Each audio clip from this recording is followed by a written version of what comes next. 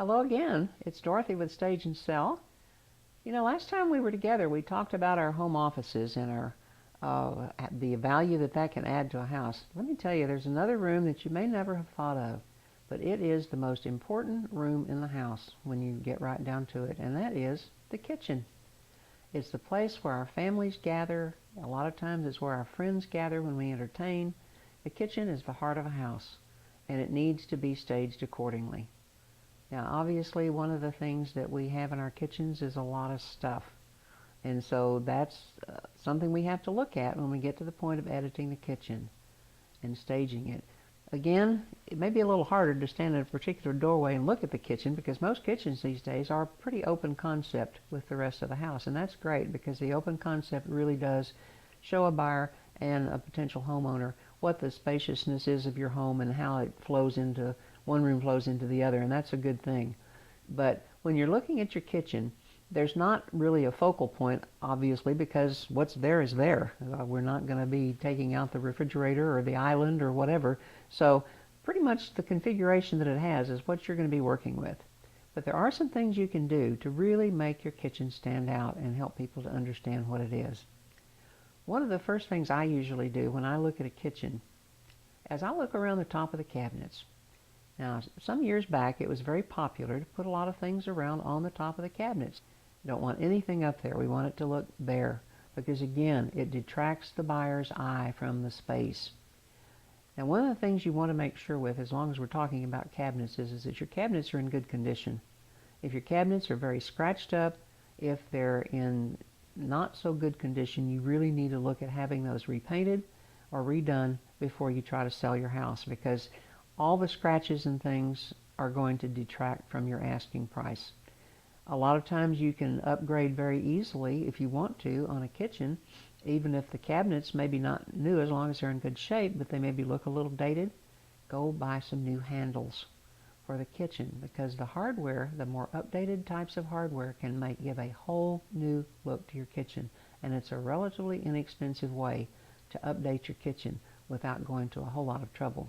The other thing you want to take a look at in your kitchen is all the stuff you probably have on the counters. Now, let's face it, we all have our appliances. We've usually got a coffee maker, maybe we've got a toaster oven, we've got a blender, we've got perhaps a mixer, who knows? There's tons and tons of appliances. Our rule of thumb for staging a kitchen is you don't want more than 2 appliances. Most of those things can be stored underneath a cabinet or in a closet, perhaps, or just put in a box out in the garage. Again, you're going to have to be packing to move at some point. Go ahead and do as much as you can now and get the advantage for your staging as well as for your moving. So get rid of all of those extra appliances. A lot of people have part of collections in there. Like I said, a lot of people collect things like chickens or other types of art things, and those all need to be packed up. Those are taste specific. And as we've talked about before, in the living rooms, we are trying to make things look as neutral as possible and appeal to as many buyers as possible. And if somebody doesn't like chickens, you may be in trouble. The kitchen could be enough to turn a buyer off from taking your house. They never stop to think that, well, I can take them down or it won't be here. But for some reason, that gets in their mind, and that keeps them from really being interested in your house when it may be the perfect place for them. Now, one of the things that's going to maybe sound a little strange to you is when you're staging a kitchen is, and a lot of people have these out on counters, is a knife block. You definitely want to put the knife block out of sight. Again, that can be used as a weapon, and so we don't want to leave something out like that that might cause a problem for a realtor who's showing the house for you at some point. So do make sure you get that out of the sight. The other thing you may not have thought about is medications. A lot of us have little baskets on our counters with our medicines in them that we take daily. Those need to be put out of sight, particularly if they're prescription medications. You want to take a look at your appliances. Are they clean? This is so important. Again, as we've stressed all through the house, clean, clean, clean. Appliances are just crucial. Must be clean. If they're rusty, then you need to try to do something about that. Either replace them or you need to have them fixed or whatever it takes. Buyers want a house where, in their perception, it's all perfectly ready to move in. They don't want to have to come in and do anything. So make sure that those stovetops and appliances look that way. Do you ever put stuff on your fridge? The kids' pictures or a calendar or maybe a reminder to ourselves of some kind, you need to get rid of anything you have like that on the refrigerator. And I know it's very convenient to have our calendars particularly there, but again, that needs to be out of sight. So put it in a drawer. One thing too I should point out to you about kitchen cabinets, and this is also going to apply to bathroom cabinets, buyers are going to look in your kitchen cabinets. They're going to open the doors and they're going to look and see what you have in there. And if you have so many dishes in your kitchen cabinets that they look like they're about to fall out, pack. Edit and pack. Edit and pack until you leave what's in there as just enough to be able to the family to manage until you move. Same thing with the pantry. Pantries are interesting. Let's face it, we all have half-eaten boxes of this or jars of that that just haven't been used. Edit, edit, edit. Get rid of all of the stuff that you can that isn't used and make sure that at least the front row is stacked neatly in the pantry. You want to get everything off the floor in the pantry that you possibly can. A lot of us use that as a kind of a semi-storage area. You don't want to do that. Again, go ahead and pack it, get rid of it. It may be that you don't use it that much. There's another thing that you want to think about putting out in the garage is your waste basket. Now, some of you have room enough in your pantry that you can put a waste basket. That may be convenient for everyday use, or maybe you leave it over at the side of the island, but you don't want buyers coming in and looking and or smelling your trash cans. So make sure that you keep them emptied when you're showing the house and make sure that there's no odor lingering. Let me go on a little bunny path here just a minute about odors. Odors are incredibly important in a house.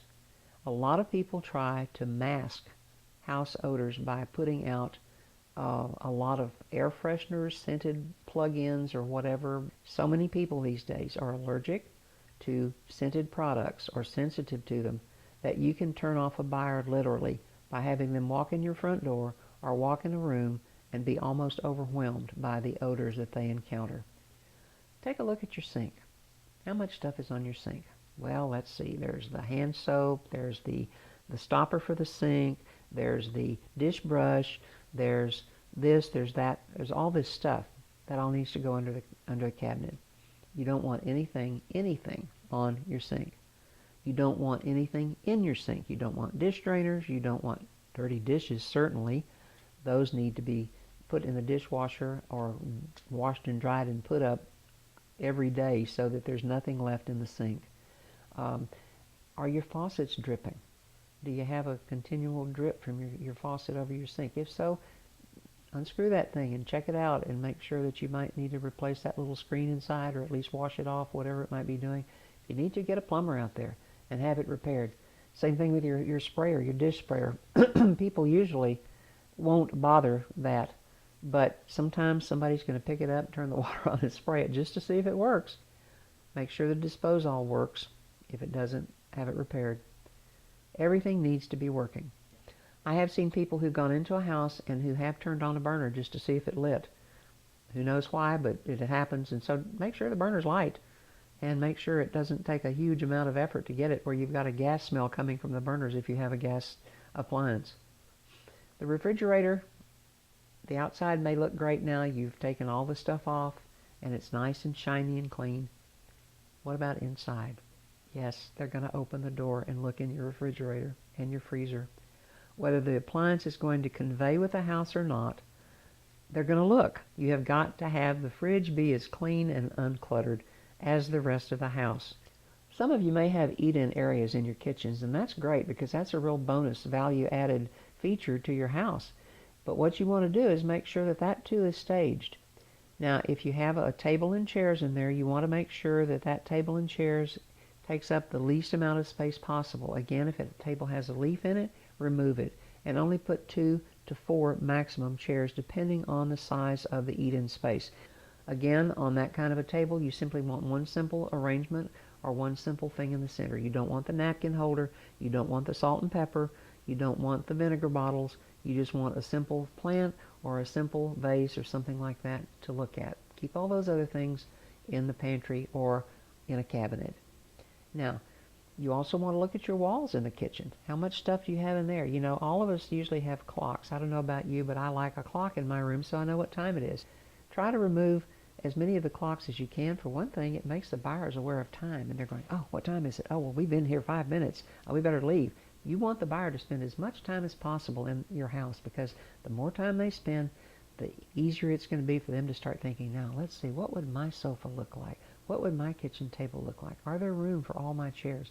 That's what you want them to do, because when a buyer starts personalizing the house, they start investing in it. When they get that emotional attachment to the house, that's when you've got a serious buyer.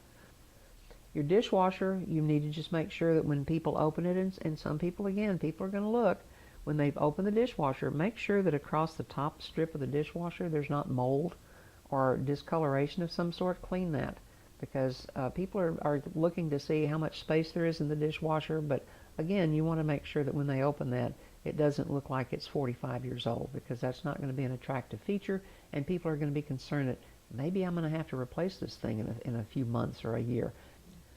If you have scatter rugs in your kitchen, take those up. Again, they're really easy to trip over, and it is something that can be done away with and never noticed. Another thing, too, that you want to think about, and I see this so many times when I go in to do consultations on houses, people leave their mail on their counters in their kitchen.